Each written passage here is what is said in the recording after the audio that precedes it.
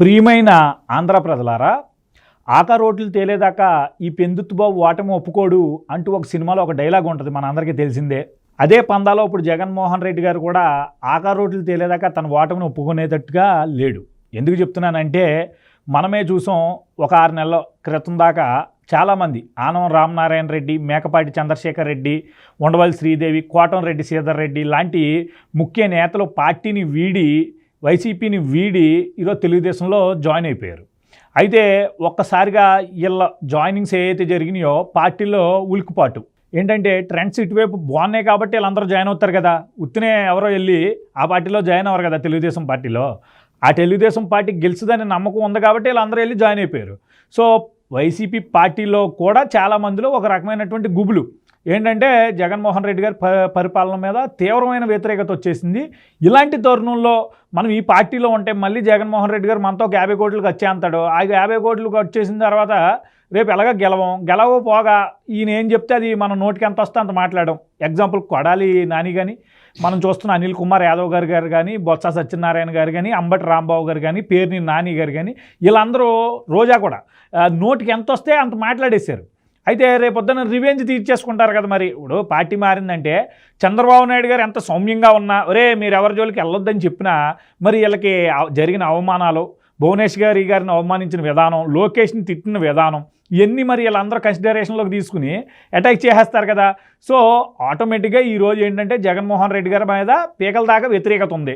దానికి తోడు ఒకే కులానికి మొత్తం అన్నీ పట్టం కట్టేస్తున్నాడనే ఒక భావన వచ్చేసింది ప్రజల్లోకి. ఎందుకంటే మనం చూడండి, ప్రతి పదవిలోనూ రెడ్డే, ఇంకా ప్రతి పదవి ఏదైతే డబ్బులు వచ్చి ఆర్థికంగా బలంగా ఉండే పోస్టులు, పవర్ఫుల్ పోస్టులు, పెత్తందారీ పోస్టులు, ఎన్నిటికి ఓన్లీ రెడ్డిని పెట్టుకున్నాడు. ఎందుకు పనికిరాని, అసలు చైరు కుర్చీ కూడా లేనటువంటి పదవిలో పాపం బీసీలకి ఇచ్చి, ఎస్సీలకి ఇచ్చి ఎంతో కృషి చేశారు. పాపం ఎస్సీలు నాకు తెలిసి 199 మంది దాకా కృషి చేశారు జగన్మోహన్ రెడ్డి గారు రావాలని. అలాంటి ఎస్సీలని ఈరోజు అసలు నాకు తెలిసి మన స్వాతంత్రం వచ్చిన తర్వాత మన ఆంధ్రప్రదేశ్లో ఎస్సీల మీద జరిగిన దాడులు 5 సంవత్సరాల్లో జరిగినాయి. రిపోర్ట్స్ కూడా ఉన్నాయి మొత్తం క్లియర్ కట్గా. ఎంత దారుణంగా అంటే పెత్తందారీతనం ఇతను చూపిస్తూ అసలు ఇంట్లోంచి కూడా బయటకు రావట్లేదు. ఇటీవల మనం చూసాం కదండి, రైతులను పరామర్శించడానికి కూడా వచ్చి ఆ బ్యారికేడ్లు కట్టి ఆ స్టేజ్ ఎత్తడా ఏంటి, ఆ పంటను చూడడానికి వచ్చినోడు స్టేజ్ వేసి పైన అన్ని ఫ్రేమింగ్స్, ఐరన్ రాడ్స్ అన్ని పెట్టేసి డబ్బులు వృధా చేస్తాడా? ఓ సభలు నిర్వహించి ఎస్ మేము ఉంటామని ఒక మాట చెప్పేసి వెళ్ళిపోతాడా? ఒకసారి ఆలోచించండి. అంటే ప్రజాధనాన్ని వృధా చేయడం కాదు అది. ఇప్పుడు ఆ స్టేజ్లో వేయడానికి అన్ని డబ్బులు తన కాంట్రాక్టర్ తీసుకుంటాడు. ఇలా ప్రతి దాంట్లోనూ తీవ్రమైన అవినీతి మట్టల్లో అవినీతి తప్పితే ప్రజలకి మంచి చేసే ఉద్దేశమే ఉండదు. పిల్లలు తినే చిక్కీ కాడి నుండి ఈరోజు పెద్ద పెద్ద కాంట్రాక్టుల దాకా ఈరోజు ప్రతిదీ తీవ్రమైన అవినీతి. ఇలా అవినీతిలో మునిగి తేలిపోతున్నాడు కాబట్టి ప్రజల్లో వ్యతిరేకత వచ్చింది. ఈ ఒక కులగజ్జు వల్ల ఎవరైతే జగన్మోహన్ రెడ్డి గారు రాజశేఖర రెడ్డి కన్నా గొప్పగా పరిపాలిస్తారని నమ్మారో, ఏదైతే బీసీ, ఎస్సీ, ఎస్టీ సామాజిక వర్గం వారు ఈరోజు తీవ్రమైన వ్యతిరేకతకు జగన్మోహన్ రెడ్డి నోచుకున్నాడు. అయితే నేను ఇందాక అన్నాను, ఆకా రోడ్లు తేలేదాకా ఈ పెందుతుబాబు ఓటమి ఒప్పుకోవడానికి జగన్మోహన్ రెడ్డి గారు అని ఎందుకు చెప్పానంటే, దొంగోట్లతో గెలవడం అనేది ఒక ప్రక్రియ అయితే ఇప్పుడు జగన్మోహన్ రెడ్డి గారు మరో అద్భుతమైన వ్యూహంతో ముందుకొచ్చారు. ఇక్కడ స్థానికంగా ఉన్నటువంటి ఎమ్మెల్యేలు ఎవరైతే ఉన్నారో వాళ్ళకి మళ్ళీ సీట్లు ఇస్తే 80 మంది వెంటనే ఓడిపోతారని తనకి రిపోర్ట్ వచ్చింది. ఏంటి, తన ప్రశాంత్ కిషోర్ నిర్వహించినటువంటి సర్వేలో 80 మంది ఓడిపోతారు. వాస్తవానికి జగన్మోహన్ రెడ్డి గారికి తెలియని విషయం ఏంటంటే, 80 మంది ఓడిపోతారో, 80 మంది ఎమ్మెల్యేల మీద తీవ్రమైన వ్యతిరేకత ఉందని తెలిసినప్పుడు అది 80 మంది ఎమ్మెల్యేల మీద ఉన్నట్టు కాదు, ప్రభుత్వం మీదే ఉన్నట్టు. సో ఇది జగన్మోహన్ రెడ్డి గారు గ్రహించారు. కానీ ఏం చేస్తారు, ఏదో ఒకటి ప్రయత్నించాలి కదా. ఇప్పుడు ఆయన ఏం చేస్తున్నాడంటే, ఈ ఒక నెగిటివిటీ ఏదైతే ఉందో ఇతని పరిపాలనలో మద్యం, ఇసుక, మైనింగు, భూకుంభకోణాలు, కబ్జాలు, దాడులు, ఇంకా పెత్తందారీ తత్వం, ఇవన్నీ ఏవైతే ఉన్నాయో వీటిలన్నిటిని ఈ ఎమ్మెల్యే మీదకి తోసేసి, అంటే ఈ ఎమ్మెల్యే తప్పు చేశాడని చెప్పి ఈ ఎమ్మెల్యేని తీసేస్తున్నాను అంటే బ్లేమ్ అంతా ఎమ్మెల్యేల మీదకి పెట్టి ఆ ఎమ్మెల్యేని మార్చేస్తున్నాడు. అలా నిన్న ఏం చేశాడంటే ఒక 11 మంది సమన్వయకర్తల్ని మార్చాడు. అంటే 11 మందికి ఆయా ప్రాంతాల నుంచి వేరే ప్రాంతాలకి బదిలీ చేశాడు. భవిష్యత్తులో వాళ్ళకి ఎమ్మెల్యే సీట్లు ఇస్తాడు. సో నిన్న మనం చూసాం, రామకృష్ణారెడ్డి గతంలో ఒక వ్యాఖ్య చేశాడు. ఏంటంటే, నేను పోటీ చేయను, ఈసారి నా స్థానాన్ని బీసీకి ఇస్తానని స్పష్టంగా చెప్పాడు. ఎంత తెలివితేటలో చూడండి, స్పష్టంగా చెప్పాడు. మొన్న అంటున్నాడు మళ్ళీ రాజీనామా చేసే ముందు, నాకు జగన్మోహన్ రెడ్డి గారు అడిగినంత డబ్బు ఇవ్వలేదు, నేను చాలా హట్ అయ్యాను, అందుకని రాజీనామా చేస్తున్నానని డ్రామా ఆడుతూ ఆళ్ల రామకృష్ణారెడ్డి రాజీనామా చేశాడు. డ్రామా అని ఎందుకన్నానంటే ప్రజలారా, ఇతను జగన్మోహన్ రెడ్డి భయంకరమైన బంధుత్వం, వీళ్ళకి మామూలు బంధుత్వం కాదు, చాలా స్నేహబంధం. ఇది మామూలు స్నేహబంధం కాదు. చంద్రబాబు నాయుడు గారు అధికారంలో లేనప్పుడు కేసులు వేసాడు, చంద్రబాబు నాయుడు గారు అధికారంలో ఉన్నప్పుడు కూడా కేసులు వేసాడు, తెలుగుదేశం పార్టీ కార్యాలయం మీద కేసు వేసాడు, అసైన్డ్ భూముల మీద వేసాడు, ఇన్నర్ రింగ్ రోడ్డు మీద కేసులు వేసాడు, అగ్రిగోల్డ్ ఆస్తులు సదావర్తి భూముల మీద కేసులు వేసాడు, ఓటుకు నోటు కేసులో చంద్రబాబు నాయుడుకి సిబిఐ ఇవ్వాలని కేసులు వేసాడు. ఇలాంటి ఆళ్ల రామకృష్ణారెడ్డి ఈరోజు పార్టీ మీద వ్యతిరేకతగా ఎందుకు ప్రదర్శిస్తాడు? ఒకసారి ఆలోచించండి మీరు. ఆయన ఎందుకు ప్రదర్శిస్తున్నాడంటే ఈరోజు ఆయన అక్కడ మంగళగిరి ప్రాంతంలో ఆయన మీద తీవ్రమైన వ్యతిరేకత వచ్చింది. ఆయన తన మీద వేసుకుని బయటకు వచ్చేసాడు. అంటే రెడ్డిని జగన్మోహన్ రెడ్డి గౌరవించట్లేదు. మనం ముందు మాట్లాడుకున్నాం, రెడ్లు పెద్దపేట వేసాడు జగన్మోహన్ రెడ్డి అనే అభిప్రాయంలో చాలామంది ఉన్నారు. కాబట్టి అది తగ్గించడానికి ఇటీవల మనం చూసాం, వరుస పెట్టి చేశాడు. ఎవరో బాలినేని శ్రీనివాసరెడ్డి అసంతృప్తి అంటూ, తిప్పల నాగిరెడ్డి గారి గాజువాక ఎమ్మెల్యే కొడుకు దేవాన్ రెడ్డి అని అతను కూడా రాజీనామా చేస్తున్నట్టుగా ప్రకటించడం, ఇలాగా కొంతమంది రెడ్లు కావాలన్నమాట. అంటే మమ్మల్ని జగన్ పట్టించుకోవట్లేదని అనే ఒక పందాలోకి ప్రజలను తీసుకెళ్ళడం. ఇప్పుడు ఏదైతే వీళ్ళని తీసేసిన స్థానాలు ఉంటాయో అక్కడ బీసీలకి ఇవ్వడం, అంటే బీసీలకు మేము అధిక ప్రయారిటీ ఇచ్చేస్తున్నాం అని చెప్పే ప్రయత్నంలో భాగంగా ఇది ఒక కుట్ర రాజకీయం అన్నమాట జగన్మోహన్ రెడ్డి చేసేది. అదేవిధంగా ప్రజలారా, ఈరోజు ఎంపీ అవినాష్ రెడ్డి గారికి జగన్మోహన్ రెడ్డి ఎంపీగా స్థానాన్ని కల్పించట్లేదు, అతన్ని ఎమ్మెల్యేగా పంపిస్తున్నాడు. అయితే ఇక్కడ కూడా ఒక కుట్ర కోణం ఉంది. ఏంటంటే ఇక్కడ ఎంపీ అవినాష్ రెడ్డిని కనుక పెడితే ఇప్పటికే తీవ్రమైన వ్యతిరేకత వచ్చింది ముస్లిం మైనారిటీల్లో. అయితే ఇప్పుడు ముస్లిం అజాద్ బాషా అని ఉప ముఖ్యమంత్రిగా ఉన్నాడు ఒక అతను, మనకి అతన్ని ఈరోజు అక్కడ ఎంపీగా నిలబెట్టే ప్రయత్నంలో ఉన్నాడు.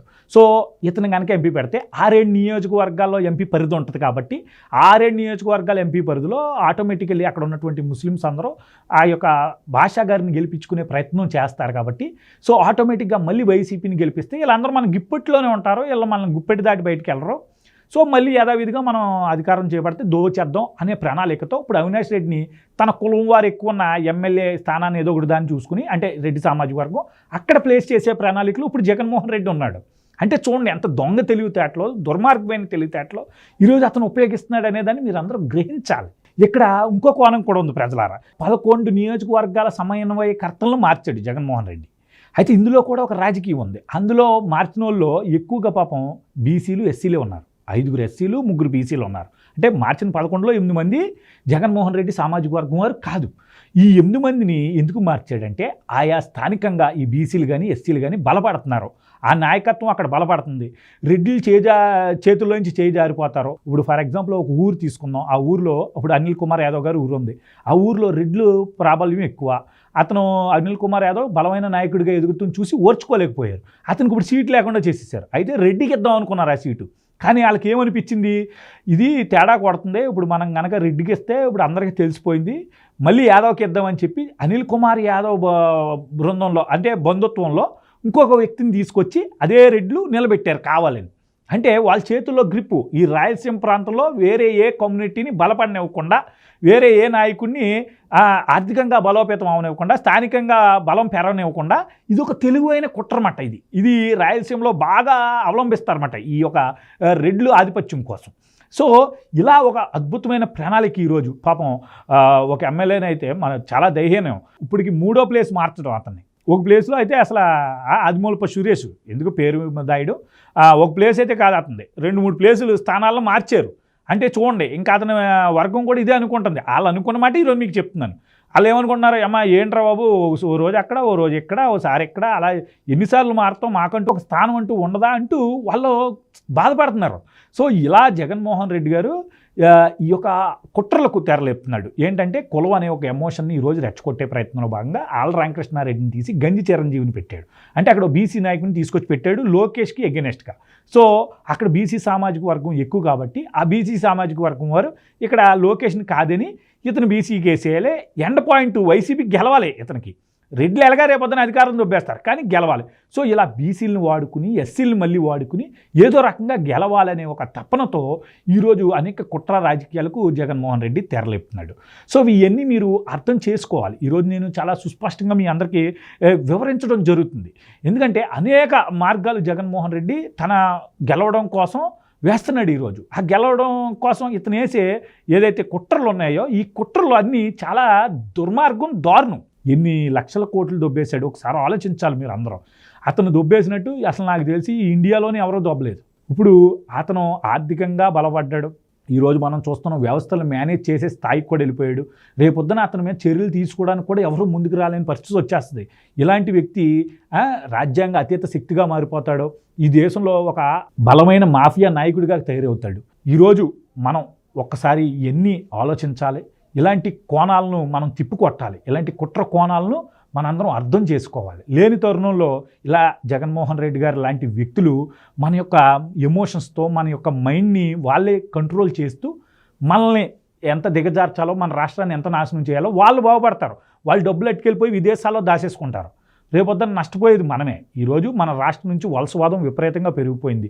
ఉద్యోగాలు లేవు. ఈరోజు రాష్ట్రంలో వ్యాపారాలంతా నాశనం అయిపోయాయి. రైతులకు పంటకు కూడా సరిగ్గా డబ్బులు చెల్లించలేని పరిస్థితి. ఈరోజు మన వాల్యూ కూడా పడిపోద్ది. మన ఎసెట్స్ వాల్యూ అంటే మనకు ఒక ఇల్లు ఉన్నా, ఒక పొలం ఉన్నా, ఈ అన్నిటి వాల్యూ కిందకు పడిపోతాయి. కొనేవాడు ఉండడు. ఎందుకు కొనేవాడు ఉండడంటే అక్కడ ఏదైనా ఒక బిజినెస్సో లేకపోతే ఒక వ్యాపారం ఉందంటే అక్కడ బిజినెస్ రీత్యా, వ్యాపారం రీత్యా జనం వస్తున్నారంటే ఆటోమేటిక్గా అవసరం ఉంటుంది కాబట్టి ల్యాండ్ కొనుక్కునే అవసరం. సో ల్యాండ్ కొంటారు. సో అవసరం లేనప్పుడు మీ ఇల్లు కూడా ఎవడో కొండవు. అది ₹1,00,00,000 ఉన్నా కొండవు. సో ఆటోమేటిక్గా మీ వాల్యూస్ కూడా పడిపోతాయి. ఇది మీరు గ్రహించాలి. సో జరుగుతున్న వలసవాదాన్ని ఆపాలి. రేపు రాబోయే రోజుల్లో కంపెనీలను మనకు తీసుకురావాలి. ఎవరైతే మన రాష్ట్రం దాటి బయటికి వెళ్ళారో వాళ్ళని మళ్ళీ రాష్ట్రంలోకి రప్పించాలి. మన రాష్ట్రం అభివృద్ధి వైపు సాగాలనేదే నా తపన. మీ అందరి శ్రేయోభిలాషి సుబ్బు.